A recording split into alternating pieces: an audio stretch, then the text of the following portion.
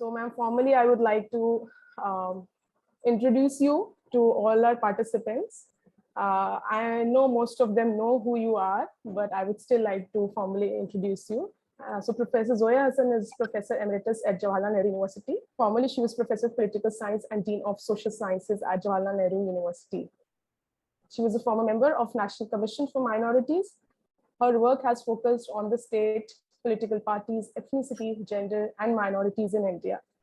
She was also visiting professor at the University of Zurich, Edinburgh, and Maison des Sciences de l'Homme, Paris, and held fellowships in Institute of Development Studies, University of Sussex, Rockefeller Center, and also at Center for Modern Oriental Studies, Berlin. So I would like to also formally welcome Dr. Ajay Gudavarthy. He's an associate professor at Center for Political Studies at Jawaharlal Nehru University. He's also a political theorist, analyst, and columnist. He was earlier associated with National Law School of India University at Bangalore and Institute for Social and Economic Change as an assistant professor. He was a visiting fellow at SWAS and Goldsmith College, University of London. He was also visiting faculty at Center for Human Rights, University of Hyderabad, and also at the Center of Citizenship, Civil Society, and Rule of Law, University of Aberdeen. Thank you very much. Let me begin by thanking the Center for the Studies of Plural Societies, Dr. Umar Anas, and Dr. Shiva for this invitation to talk about my book in this forum. I'm indeed delighted to do so. So it's not easy to really summarize the book, so I'm really going to focus on the central themes and arguments. And the overall theme is, of course, the crisis in the Congress, which we have noted even today. Now, Indian and global politics have undergone a seismic transformation over the past decade. This has been most apparent in the changing fortunes of the Congress Party, which suffered two major defeats in 2014 and 2019 elections, bringing the party's crisis to the front and center of public debate. Since then, the party has also suffered major setbacks in state elections. Now, my book seeks to understand the reasons for these enormous changes by looking first at the underlying conditions that led to the decline of the Congress, and second, the challenges, both external and internal, confronting the party, and while doing so, estimating its impact on Indian politics and on the Congress.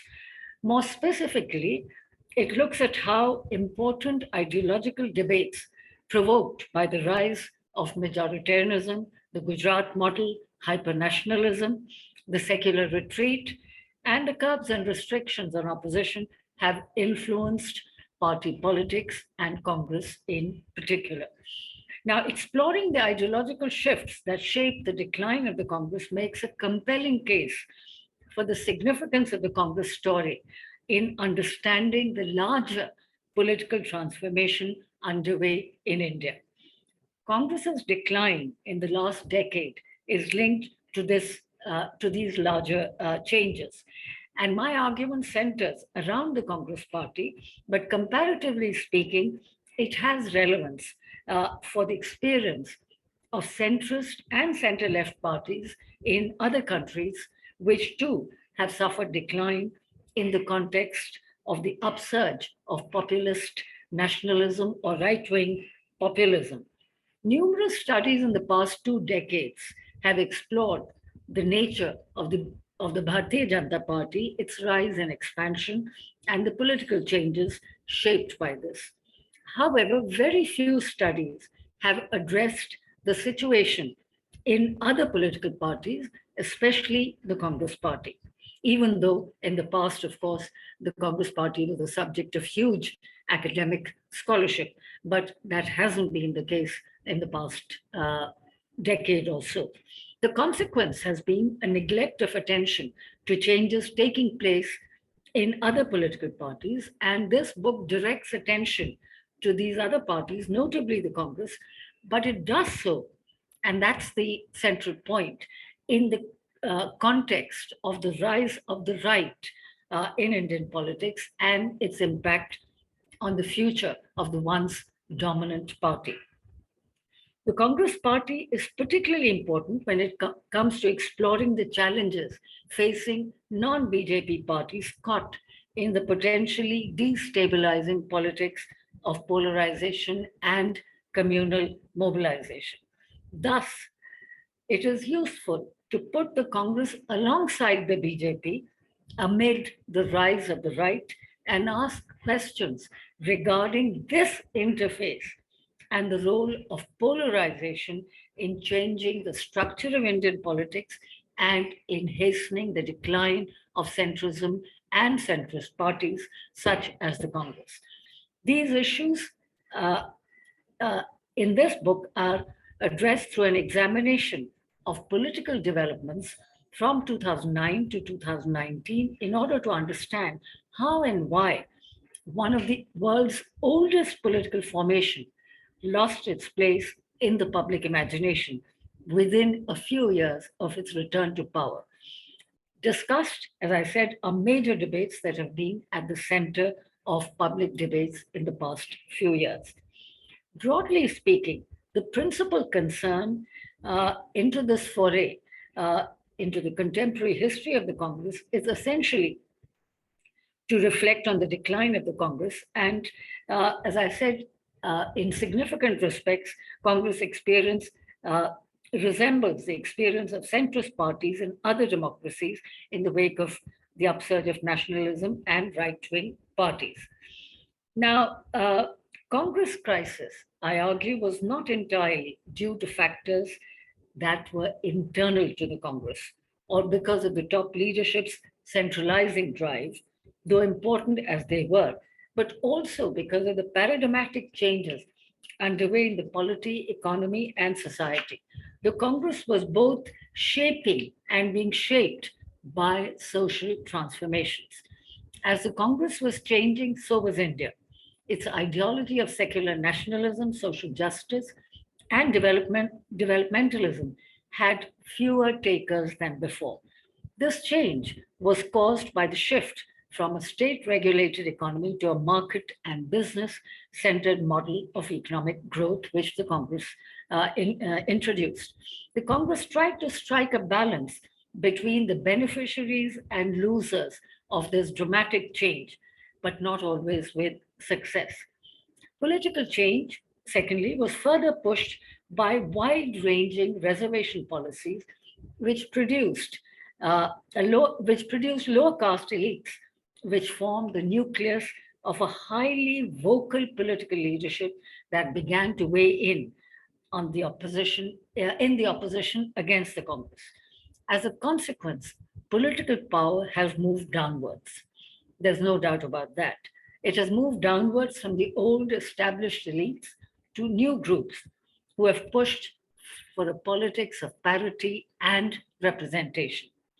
Thus, by the late 1980s, the inability of the Congress to accommodate these newly mobilized interests, such as the backward castes and the newly rich agrarian classes in North India after the Green Revolution, was an important, in fact, perhaps the most important factor in its decline.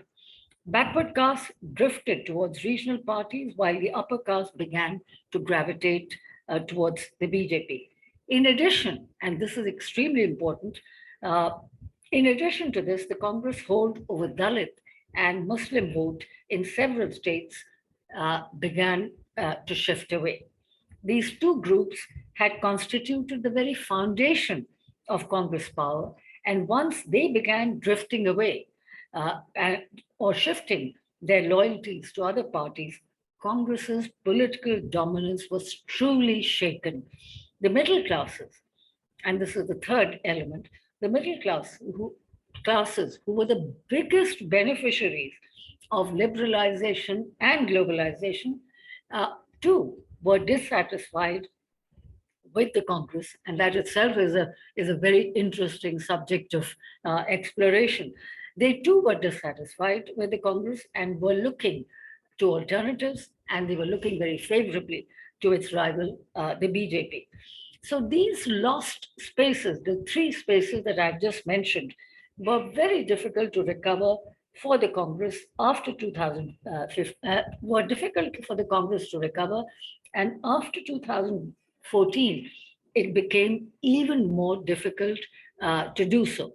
And the turning point, of course, there were two turning points in this complex historical process. The turning point in this process came in 1989 when the central government decided to implement the Mandal Commission's recommendations of 27% reservations for the other backward classes. This drastically and dramatically changed the balance of power between the upper and backward castes, prompting widespread disturbances and violence in several parts of India. Now, the Hindu right was incensed that reservations for OBCs would exacerbate divisions in Hindu society. The upper castes were hugely upset, but reservations simply couldn't be wished away anymore. Mandal politics had fired up the OBCs because it was the fulfillment of a long standing demand for greater representation in government. So Mandal had emerged as the biggest hindrance to Hindu unity, which required an external enemy against whom all Hindus can unite. And thus emerged the plans of the BJP and the RSS for the Ram Janambhoomi movement. In other words, the political plans of the Hindu right were upended by this crucial event, that is to say, the Mandal event. So the Ram temple movement in Ayodhya was positioned as an antidote to Mandal to promote Hindu unity. And this strategy was particularly successful in northern and western India, where a large group of voters began to view themselves through the prism of Hindu identity. This laid the foundation for a sizable and fairly permanent, and I underline this word, permanent communal majority in this part of the country. And BJP's political power really rests on this near permanent majority that it has enjoyed in North and Northwestern India. However, the Congress party surprised everyone when it defeated the NDA in the 2004 parliamentary elections and returned to power at the head of a coalition, the United Progressive Alliance. And it won again in 2009 with a larger share of seats, which afforded the Congress the opportunity to play a stronger role in the UP. But in hindsight, as I mentioned earlier, these victories provided a temporary relief. Now, UPA could have built on this, but it couldn't. And why couldn't it do so? Apart from all the internal reasons, I would like to emphasize the external factors that have contributed and that have interacted with the internal factors, of course. Now, it couldn't do so because a powerful coalition of the corporate sector, middle classes, and the corporate controlled media hit back against the Congress attempts to introduce a form of social democracy, indeed very limited, indeed very feeble, but an attempt was nonetheless made towards instituting it under UPA. And as I said, although the effort was modest, but even then, capital and the media were annoyed with this, and both these influential classes, that is to say, the corporate sector and the middle classes, were actually clamoring to get the Indian state out of the way. And instead, they found that the state was getting in the way to their growth and expansion, so to speak. So by 2011,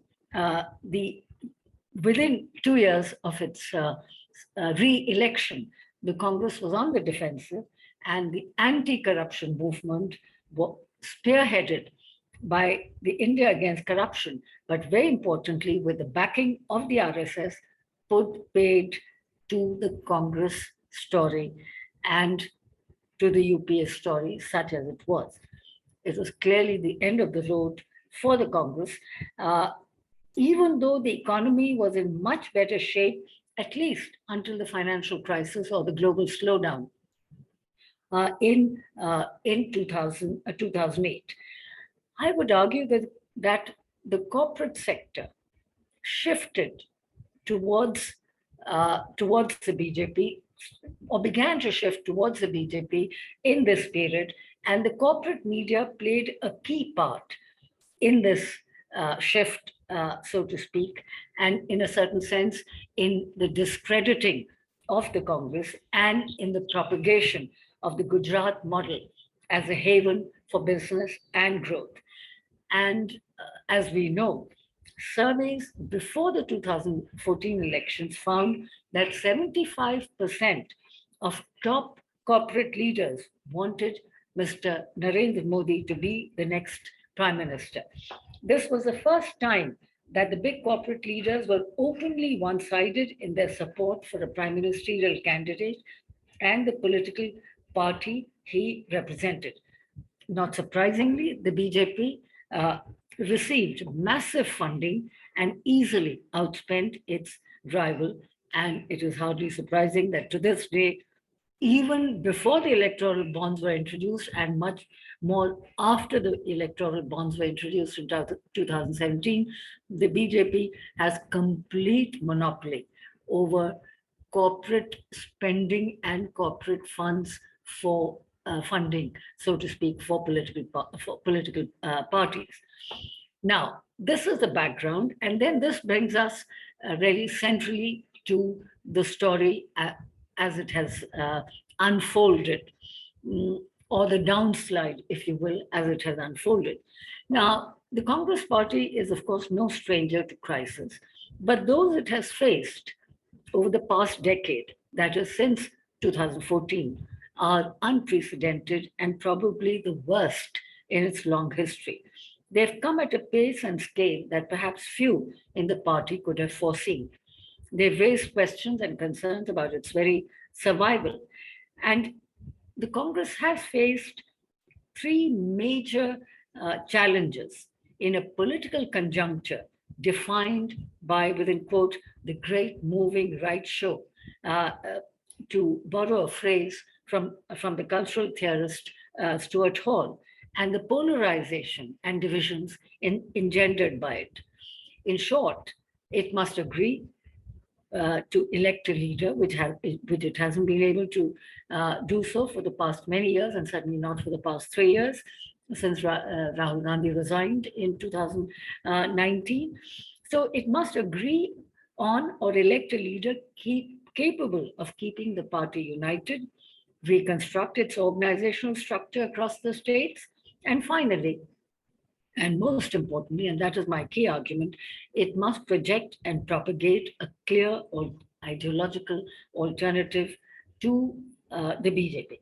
Now, historically, as a party of consensus, the Congress has always come to power on a centrist platform, reflecting its varied social base, including most notably its support from the lower sections of society. But centrism and consensual politics, which explained its early success, do not seem to work in a deeply divided polity. And the party no longer enjoys the support of very specific groups that I mentioned earlier. And now the point then is that why is this so?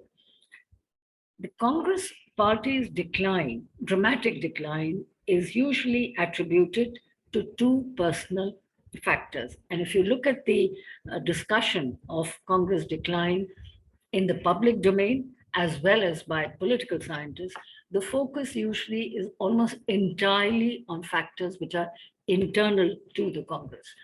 My argument, for whatever it is worth, is that we can't understand the decline of Congress and of centrism without taking into account the interaction between internal and external factors. So the Congress Party's decline is usually attributed to two principal factors.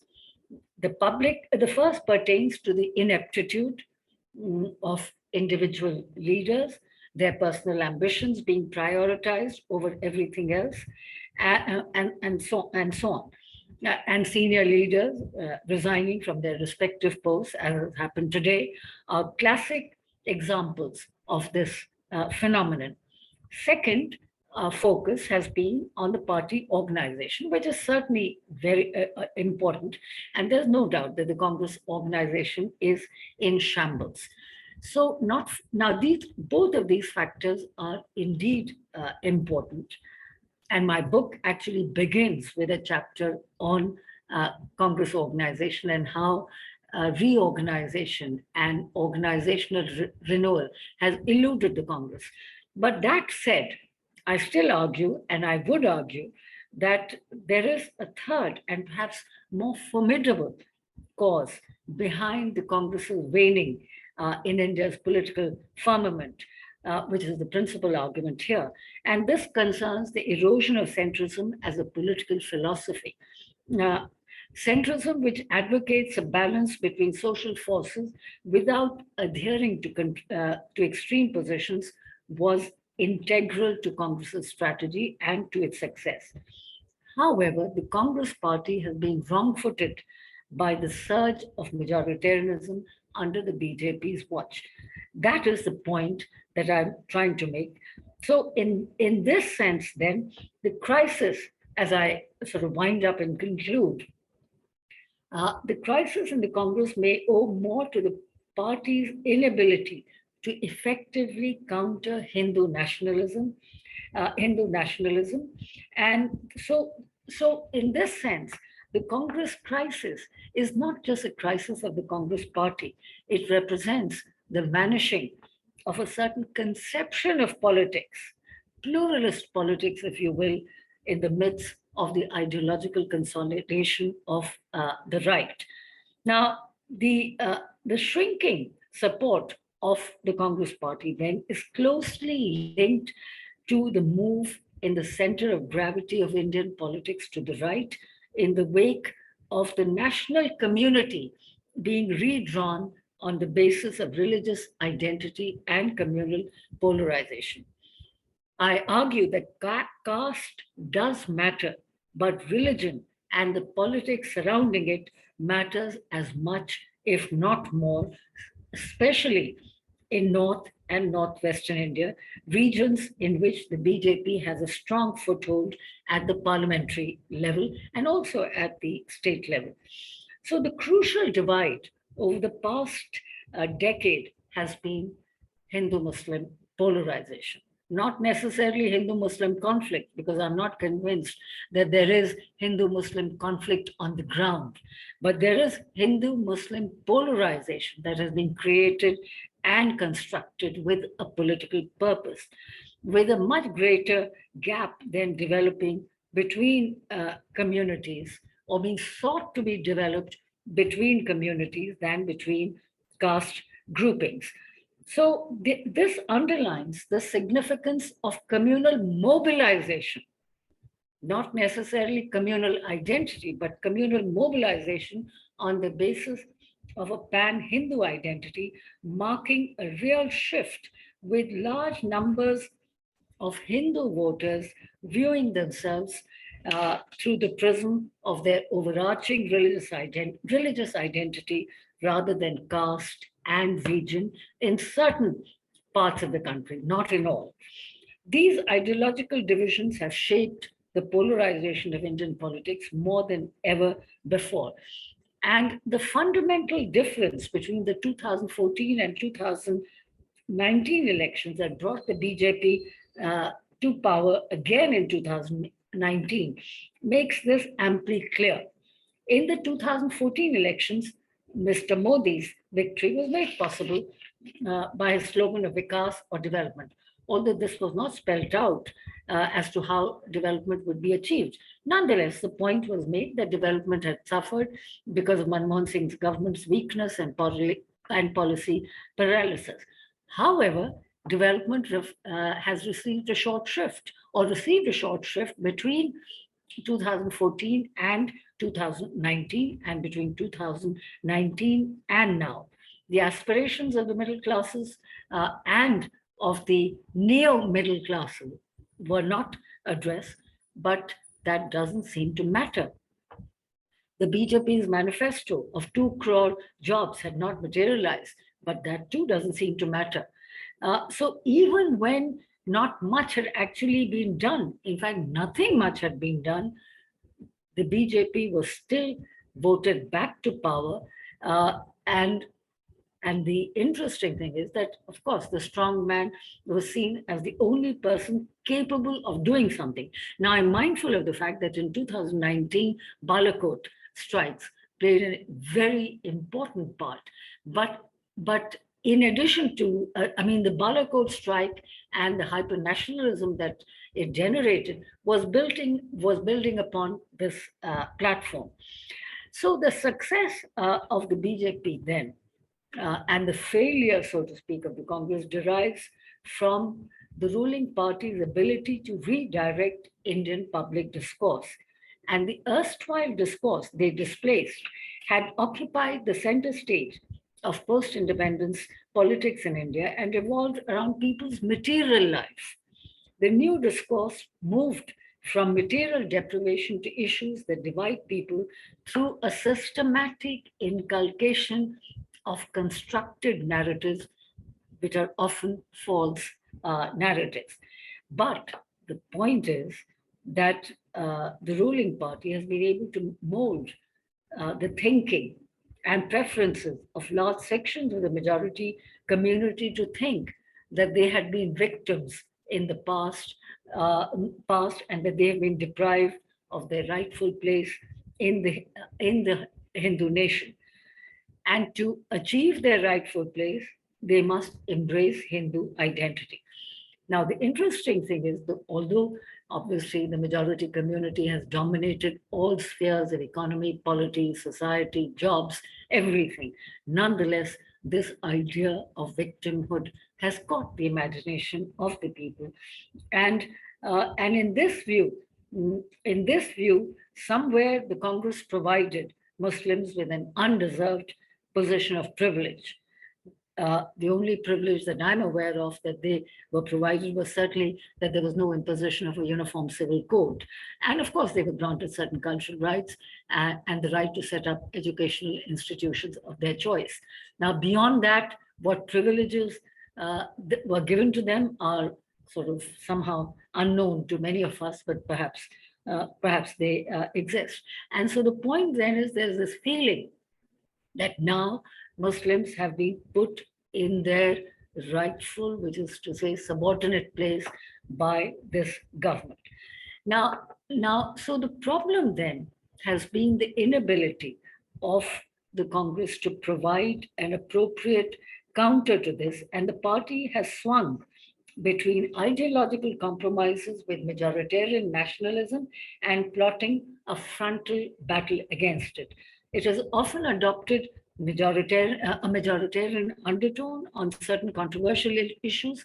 It continues, there's political ambiguity. And I think this political ambiguity, and this is very important to note, arises from the fact that most of its leaders don't see the growing expression of Hinduism in the public sphere as a form of Hindutva politics, which is to say, they don't make a distinction between Hinduism and Hindutva. So, but the point is that both as a strategy and as an actuality, the mixing of religiosity and politics doesn't guarantee electoral dividends. Moreover, the conflict in India is not about the growing prominence of Hinduism in our public life, which most political parties readily accept, but about the BJP's idea of nationalism, which is utterly majoritarian and exclusivist, pitted against the inclusive nationalism championed by the Congress during the freedom struggle. Indian politics has never been more polarized than it is today. Never before has the gulf been so wide. Hence, today the battle is more fundamental. It is about the very idea of India, the idea of a diverse, pluralistic nation committed to liberal values. By remaining silent on the way in which nationalism has been redefined, uh, the Congress has ceded the nationalist space to the BJP, which poses as the preeminent torchbearer of nationalism today, even though it made no contribution to the freedom struggle, the crucible which defined Indian nationalism, from which it either absented itself or collaborated with the colonial powers. So, for several decades after independence, its leaders, that is BJP leaders, had in fact rejected composite inclusive nationalism and plurality which Gandhi and Congress espoused. Yet, its conception of Indian nationhood, uh, which it has fought for nearly a century, has prevailed in the past decade.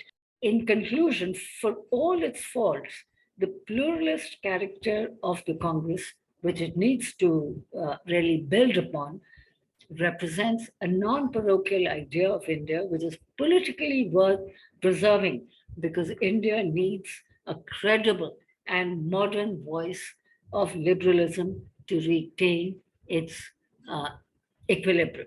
Thank you very much. So thanks, Zoya, for this. I did a quick read of the book, and it was I read it non-stop because it was such a breeze, and it was it read like a novel, a story that we are all finding quite difficult to comprehend.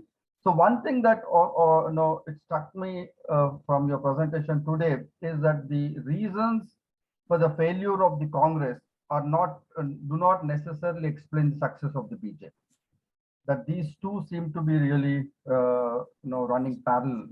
I mean, part of our earlier analysis was often to look for the success of the BJP in the failure of the Congress. The point that often comes across is that if BJP is an answer to Congress failure of the way they carried out neoliberal reforms and development, BJP has done much worse than, as you have put it. I mean, BJP has done almost nothing in this last 10 years except big talk. There hasn't been much, but at least the majority sections continue to remain with BJP, and we do not know how long this is going to go, and even 2024 that people are skeptical about. So this is where I would wish to push your analysis a bit, Zoya, by raising 3 or 4 issues in terms of how we could further think of these dilemmas that you have rightly put your finger on through the chapters. You begin with organization, you move on to the ideology part, the between liberalism and social welfare, the way Congress was trying to build. If we dig a bit deeper, I would be very keen to know your response on one. I think it has something to do with, it's intriguing that the economic reforms, as the United States report, United Nations report, you must have seen, which said that India lifted 270 million people out of poverty between 2006 and 2016. This, I think, is intriguing that most of these groups moved into the informal sector, into urban peripheries. And the recent World Bank report, in fact, says that many non-poor households may be one shock away from falling back into poverty, and which is precisely what demonetization, COVID, and GST did to these groups to push them back to where they began in 2016. But it's intriguing that why these groups have not moved back to Congress, why these groups do not acknowledge that their move out of poverty was because of Congress, growth model, whatever development model. Can this dilemma, you think, Zoya, can be explained fully through a cultural frame? There is something very intriguing about this aspect, that groups which have directly benefited, and you also rightly point out to the Indian middle class, is another group which was a direct, one could even say, out of turn beneficiaries. There was such expansion of middle class. I mean, we all saw in our own lives the quality of life, standard of living, jumping many notches during that 2004 to 14. And again, middle class has complete aversion contempt which is leading an ideological opinion against the Congress today. One of the reasons we were told 2009 collapse, 14 collapse of Congress was poor implementation and corruption with regard to MNRAG, which was one of the popular policies that brought Congress back to power in 2009. But today we have a context where the Prime Minister openly calls all welfare policies as some kind of remedy culture or some such expression. So you have these two extremes, that you hate Congress for poor implementation of welfare policies by someone who in fact hates welfareism itself. So there is something between the cup and the lip which we need to really make sense of as to why or what could perhaps explain this. My second point, Zoya, and this should interest you deeply, is in terms of the points that you build on organization, the concern that the book shows in terms of the process of institutions. Does it now make sense for us to look back at the NAC experiment, that National Advisory Council under Mrs. Gandhi, which did an exemplary job with Aruna Roy, Zindrez, and all those social activists? They did an exemplary job from formulating policies of MNRAG, vendors, street vendors bill to they were about to formulate the right to food bill. But in one sense, this was an extra institutional body. It was neither part of the government nor was it part of the political party.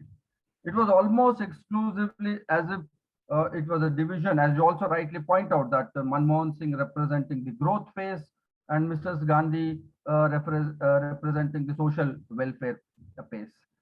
But through an institution that, through a council that was in one sense belonged to nowhere. My third point would be, I think, something that's interesting happening, which you point out again in your book in terms of ideology, where, I mean, you do make a plea for a strong ideological, that we move back to a strong ideological commitment, and Congress should, kind of project an alternative.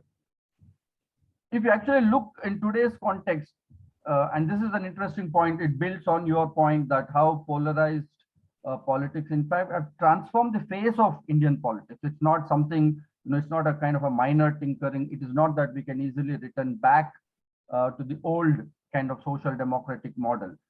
There's also a global context and all of that. But in the Indian context, if one is to look closely today in terms of the alternatives that seem to be emerging to this kind of a collapse of the Congress, is the Aam Aadmi Party. And I think I would suggest, I think we need to also study this phenomena closely, which also tells us something very fundamental about Indian politics, that Aam Aadmi Party's strategy seems to be one of pragmatic silence. I refer to it in my writings as parasitic majoritarianism, that they maintain stoic silence on issues of Bilkis Bano, on Shaheen Bagh, on bulldozers, and all of those issues that we should actually be speaking up. But the advantage of that seems to be why that gets BJP worried about Aam Aadmi Party more than the Congress, is that it is able to then formulate a pragmatic strategy that can actually walk into and break the Hindu consolidation around the BJP.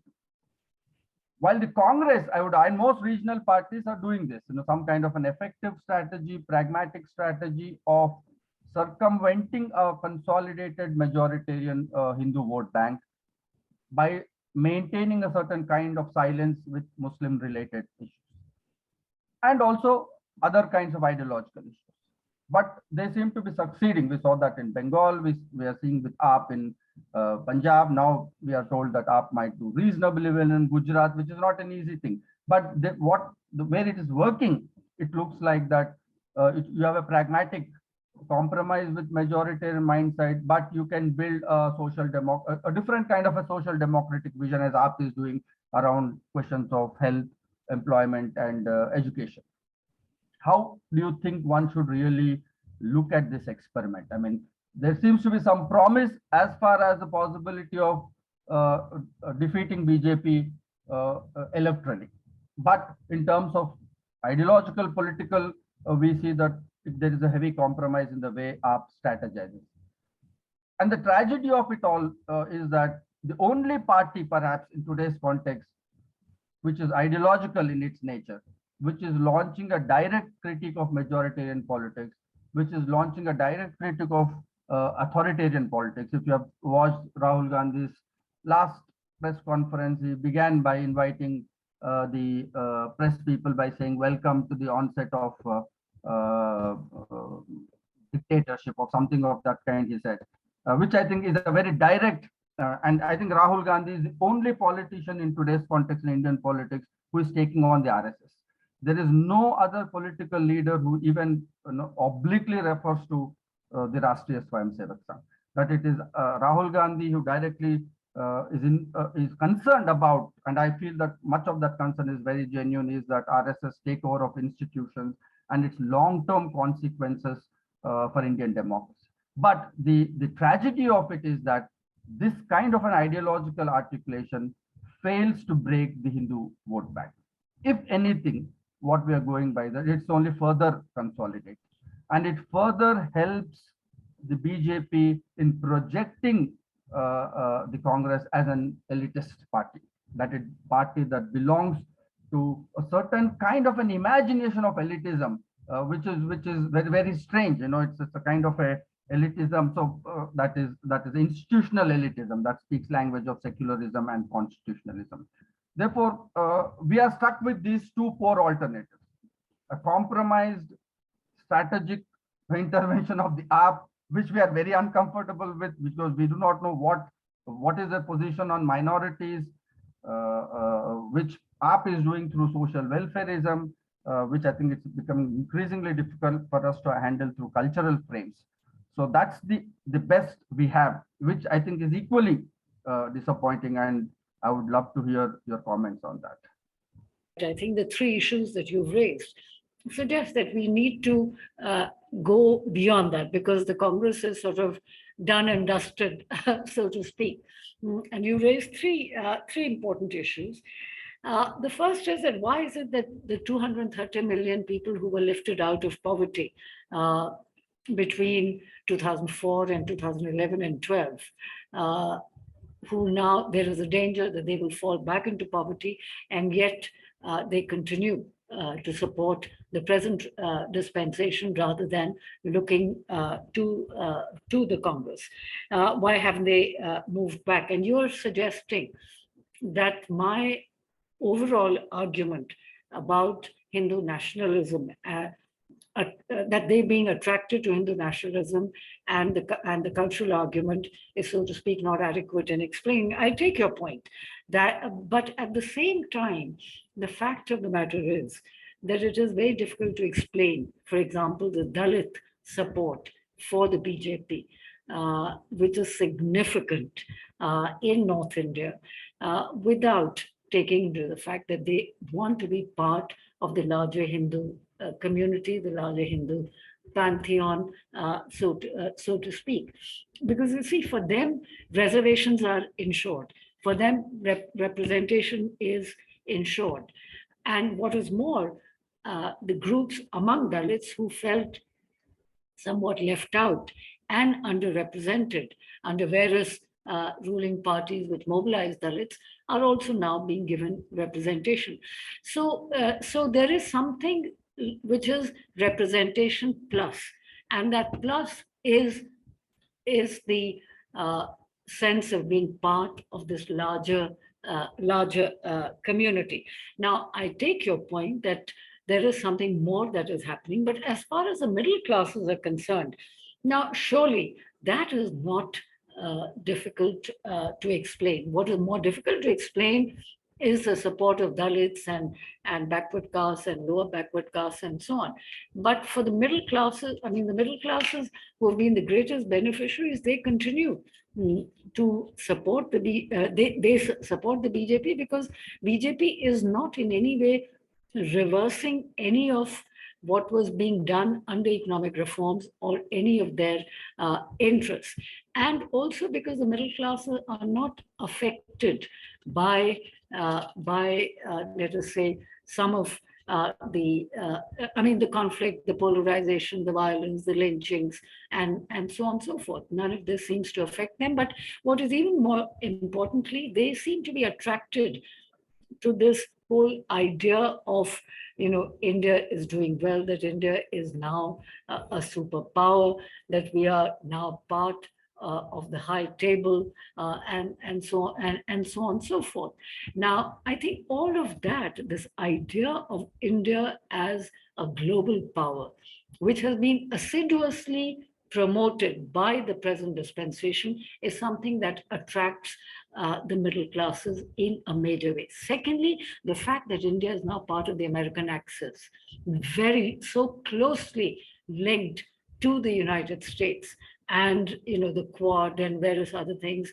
I think that is, again, now of course that started under Dr. Manmohan Singh, but BJP has taken it to its logical conclusion. Now, given that the middle classes and their families are so closely connected to the United States, to the huge numbers of people who migrate to the United States and so on, surely that is another factor which accounts for the middle class support. And also because the Indian middle class is very much part of the global middle class, so to speak. And the Indian middle class is quite successful, and so on. So all of that is important. Now, your second point, I think, is extremely important. And I think it's an excellent and very perceptive point. And that is, although I refer to it, and you rightly say that I haven't fully developed it, and that is about the NAC. And in a certain sense, the NAC was both good and not so good, which is to say the NAC experiment was important insofar as through the NAC, the Congress party was able to connect with civil society, and the rights-based legislations were to a large extent pushed by these civil society groups. But I think the interesting and perceptive point that you make, and I concede that point, is that somewhere the NAC represented an outsourcing of social democracy to groups that were external to the party. Now, the third very important and most interesting and fascinating issue is, of course, the rise of AAP. And in a sense, on the one hand, you have the collapse of the Congress, and on the other hand, you have the rise of the AAP. And what does that represent? That clearly, as you have implied and said so, it does represent, if you will, a post-ideological, if not non-ideological alternative, which seems to be working because somewhere the middle classes want not to take on majoritarianism because they have accepted majoritarianism, or those who are critical of it still don't want to have to deal with it, don't want to have to confront it all the time. And AAP, I think you very correctly point out, has found that way through its pragmatism or through its silence of working on education, on health, and so on and so forth, and not taking on the BJP frontally. Whereas the Congress, more than ever before, and I'm very glad you make this point, because so often the public debate and the media debate ignores the point that the Congress has taken them on.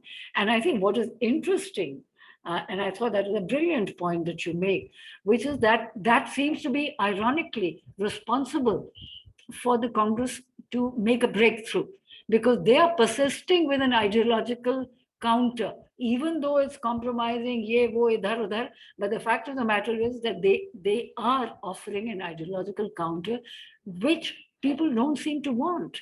What people are looking for, perhaps, or some people at least, are looking for an alternative, but an alternative which is not an ideological alternative, but a pragmatic alternative. But you see, the point is, and this is something that we need to talk about AAP.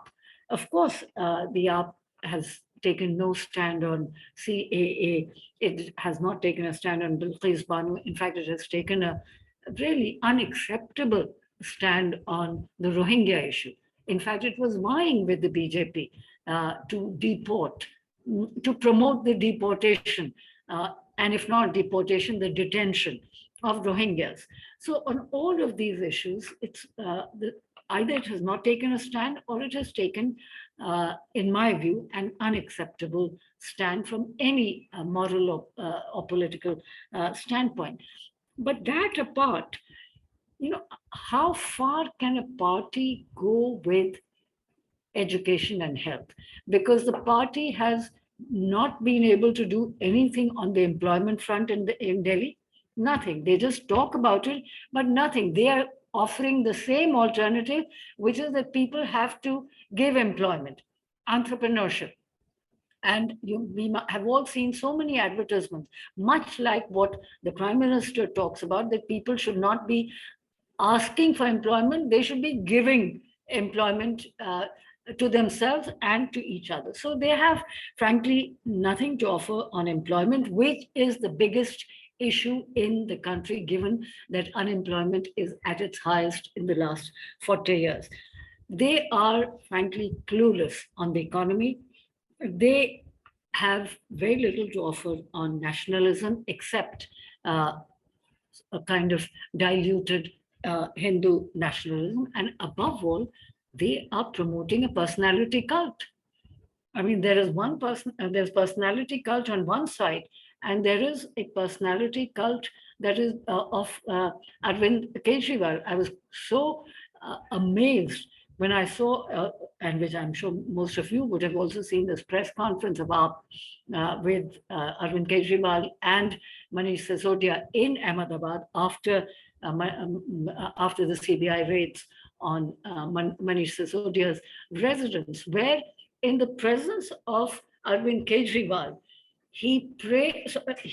Sisodia praised Arvind Kejriwal to the sky, something that possibly even BJP leaders do not do in the presence of the Prime Minister. While they will attribute all success to the Prime Minister, but they do so in his absence and not in his presence. Whereas here was this the deputy chief minister praising and so what should I say? I mean, what can one say? The way he was doing that. So the personality cult is total. So I'm really wondering whether the AAP model is a sustainable model, because they have nothing to say on foreign policy. They have nothing to say. Obviously, one of the big foreign policy issues of our time is not just China, but the Pakistan-China collusion, China-Pakistan collusion. That is the big issue today, which is at the center of the whole difficulties in Kashmir. I mean, I doubt if they have even thought about, seriously thought about any of these issues. So I think while there may be a temporary alternative that AAP is offering, but whether this is extendable and sustainable really remains to be seen. Ma'am Zoya made an interesting point about centricism. This is one thing I think was missing in Congress, the lack of centralized leadership in that sense. They had left these, marginal or peripheral, or regional Congress parties to function on their own, which resulted in, development of fiefdoms in these respective regions. I mean, how would you balance the two, sir? That is what I wanted to get at.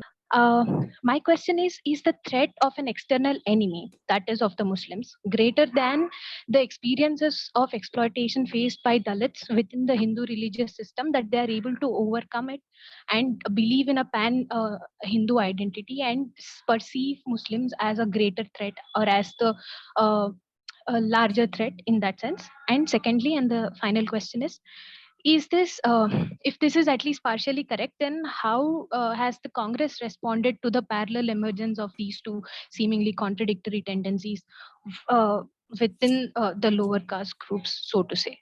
How do you create the crisis of Congress in the world situation? World over, you find right-wing forces, majority forces taking lead, like the likes of Trump, Duterte, and Erdogan. All these people, they are taking the lead. So it's a worldwide phenomena. So Congress own quote unquote organizational problems may be responsible at a very smaller level, but it's a global phenomena. And how do we understand it? That is my question. Thank you. The great paradox of Indian politics is that the present ruling dispensation has failed to fulfill the economic aspirations of people, but they've been sort of substituted by some kind of political, cultural, whatever has been offered. So I think that is, I mean, while that point is well taken, and the point that you make about small states in the Northeast and Ladakh that you just mentioned, going with the ruling party, that's not entirely surprising because in the past also, smaller states have gone with whichever is the ruling dispensation at the center because that gives them a certain security, a certain support. But also because I think the BJP has, which you were rightly pointing out, has made a very strong bid to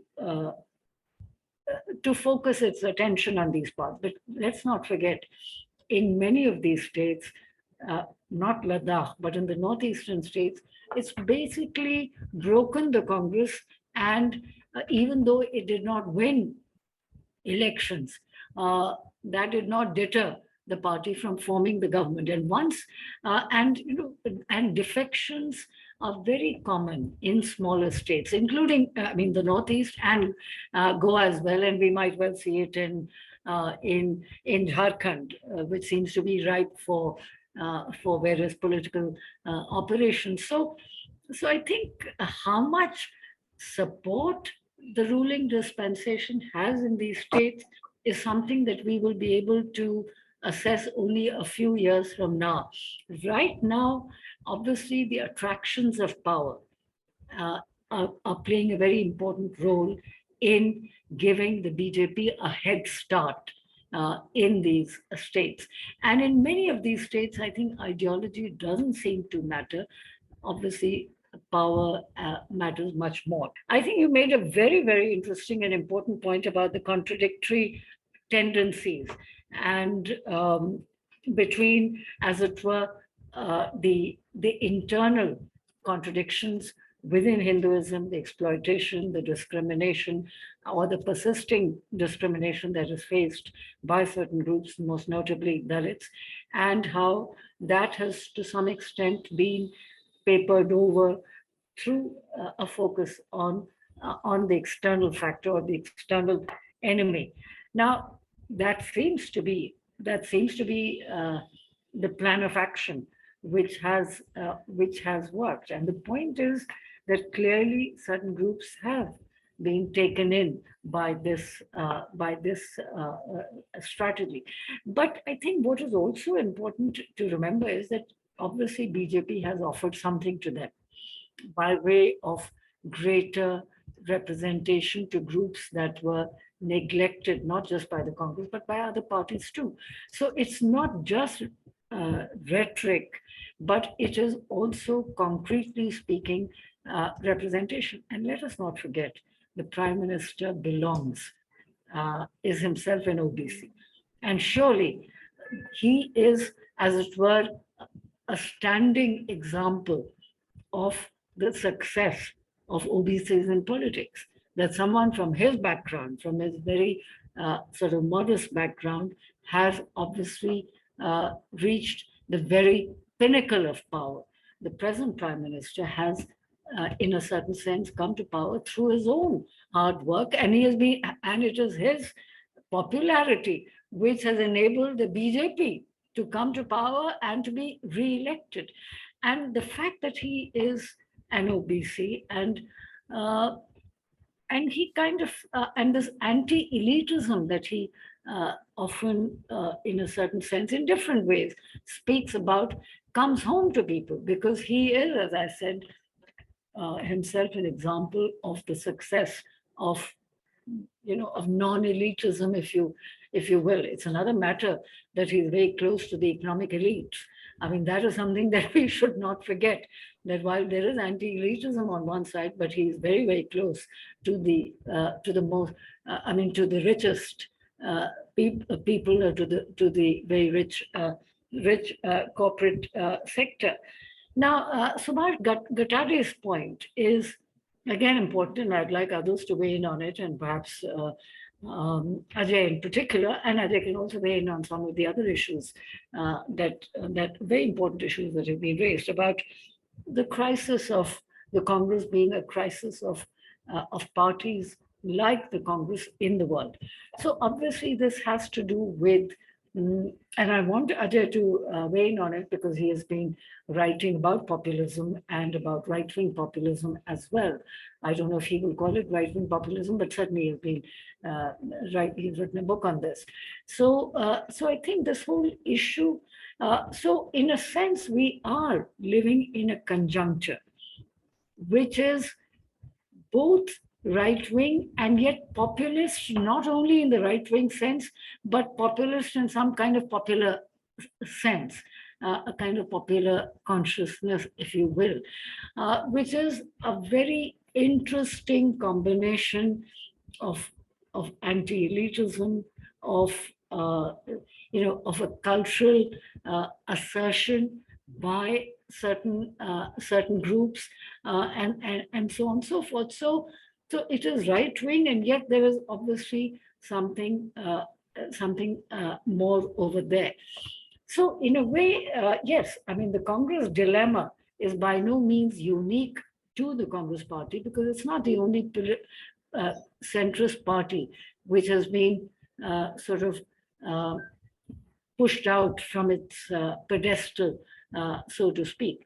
So many such parties, including the left. And while we talk about so much, and there is a kind of an obsession with the Congress in this country, I mean, and in a very critical way. It's not an obsession where there's a desire for the Congress to come back, but there is an obsession talking about the Congress to ensure that it doesn't come back, so to speak, to power. So there is an obsession with the Congress, but without obviously taking into account the fact that the decline, and that is the point over here, that hardly anyone talks about the decline of the left, for example. So it's not just that the Congress has declined, but the left has also declined. And it's not just that the Congress has declined in India, all such parties in different parts of the world have declined.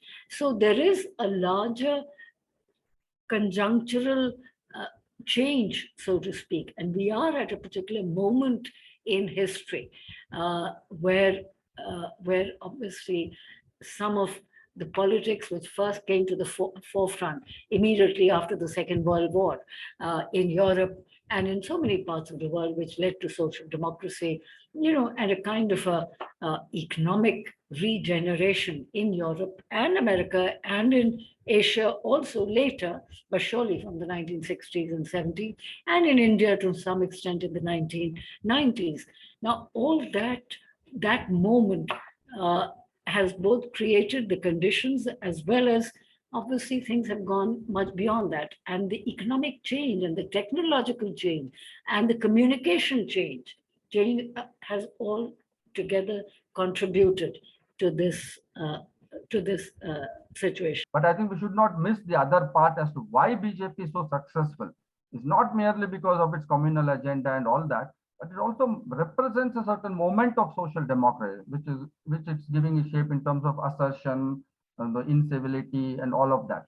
So if Congress and other parties left, especially, why people are moving away from them is also this sensibility that these parties don't represent that local cultural idiom, that they come across as something that's top down. That's where the problem of ideology, that it looks like preaching, it looks like something that is coming top down.